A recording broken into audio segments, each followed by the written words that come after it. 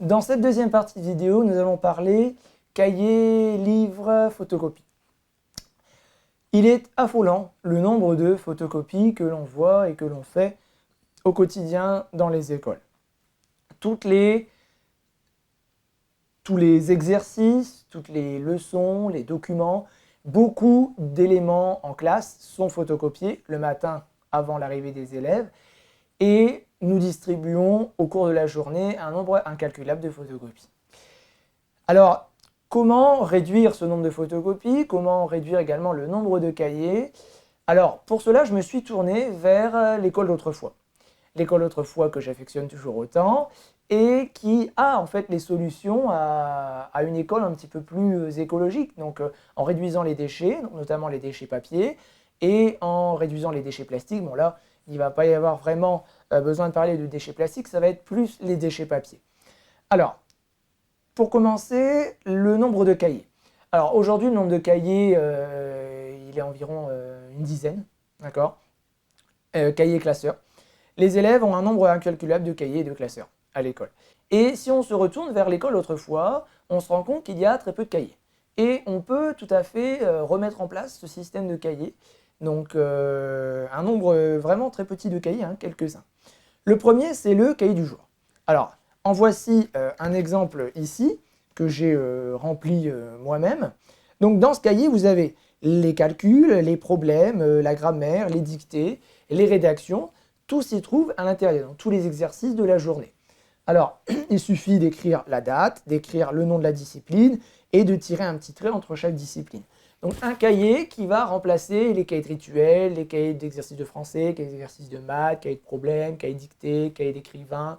Voilà, on a déjà beaucoup de cahiers qui sont remplacés en un seul cahier, le fameux cahier du jour. Deuxième cahier, ce serait le cahier de récitation et de chant. À l'intérieur, on copierait à la fois les récitations et les chants. Ce serait plutôt pour le cycle 3. En cycle 2, les récitations et les chants seraient inclus dans un livre. Je vais vous en parler un petit peu plus tard. Le troisième type de cahier, c'est le cahier du soir, dans lequel on écrit les devoirs et on fait les devoirs. Donc un cahier 2 en 1. Et le quatrième cahier, le cahier de devoirs mensuels. Autrefois, le cahier de devoirs mensuels, alors c'est un petit peu un cahier d'évaluation. On peut tout à fait l'appeler cahier d'évaluation. Donc le cahier de devoirs mensuels dans lequel toutes les évaluations sont inscrites. Donc au moins, on n'a plus besoin de photocopier les évaluations. Et on n'a plus besoin de photocopier les chants et les récitations car ils sont copiés par les élèves. Dans les programmes, la première compétence en écriture, c'est maîtriser le geste graphique. Pour maîtriser le geste graphique, l'élève a besoin d'écrire. Et plus il va écrire vite, mieux il va écrire. C'est en forgeant qu'on devient forgeron. C'est comme ça que dit le dicton, c'est vrai. Donc, un cahier du jour dans lequel il y a l'ensemble des exercices, plus de fiches d'exercices, donc copier, copier, copier. Un cahier de devoirs mensuels dans lequel sont faites les évaluations et un cahier de récitation et de chant, sans oublier le cahier du soir pour les devoirs. J'en viens à la deuxième partie. La deuxième partie, c'est justement les leçons, les exercices, etc., etc. Alors, il est possible d'acheter des manuels. Les manuels coûtent quand même assez cher et ils ne correspondent pas toujours à ce que l'on veut faire avec les élèves. Alors ici, quelques manuels anciens, un manuel d'histoire. Manuel d'histoire qui comprend à la fois les documents, les questions sur documents et les résumés de leçons.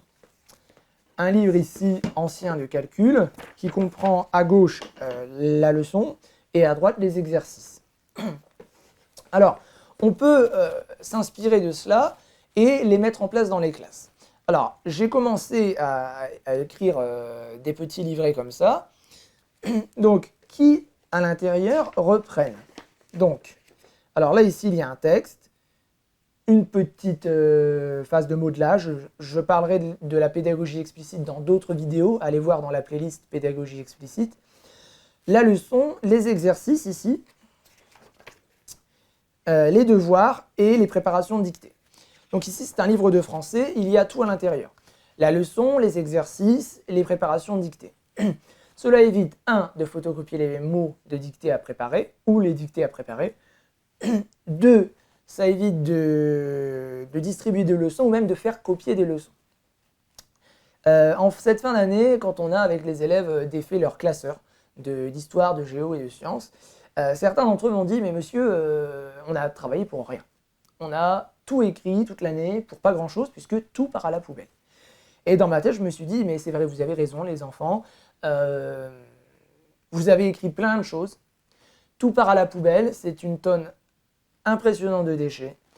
Et l'année d'après, les mêmes élèves, c'était des CM1, les mêmes élèves vont refaire la même chose, vont copier toute l'année, on va tout jeter à la fin de l'année. » L'avantage avec ce genre de petit livret, c'est qu'à l'intérieur, il y a les leçons.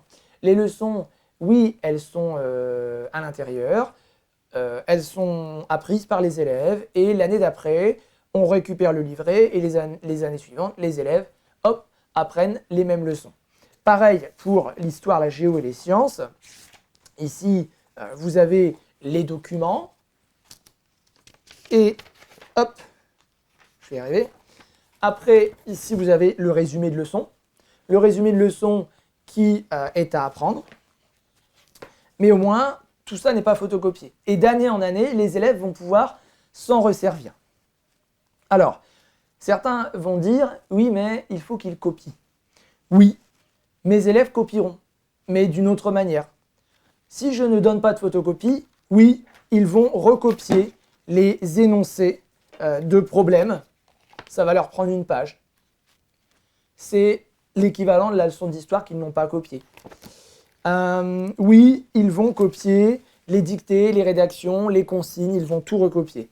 Donc, le temps de copie qui était prévu pour les leçons, mais qui à la fin génère un nombre incalculable de déchets, va être récupéré sur le temps de copie dans le cahier du jour, par exemple. Donc voilà, pour toutes ces petites astuces zéro déchet en ce qui concerne l'élève au quotidien, donc le petit matériel dans le plumier et le grand matériel, donc les cahiers et les livres. Dans une prochaine vidéo, nous parlerons d'autres astuces zéro déchet, notamment le matériel pédagogique, qu'est-ce qu'on peut utiliser qui va éviter de générer des déchets. Nous parlerons également des goûters d'anniversaire, comment est-ce qu'on peut faire pour réduire les déchets dans les goûters d'anniversaire. Et nous parlerons du mobilier et tous les objets dans la classe. Voilà. Je vous remercie d'avoir regardé la vidéo. N'hésitez pas à liker, à vous abonner, à activer la cloche pour plus d'informations. On se retrouve très bientôt pour de nouvelles aventures. Au revoir.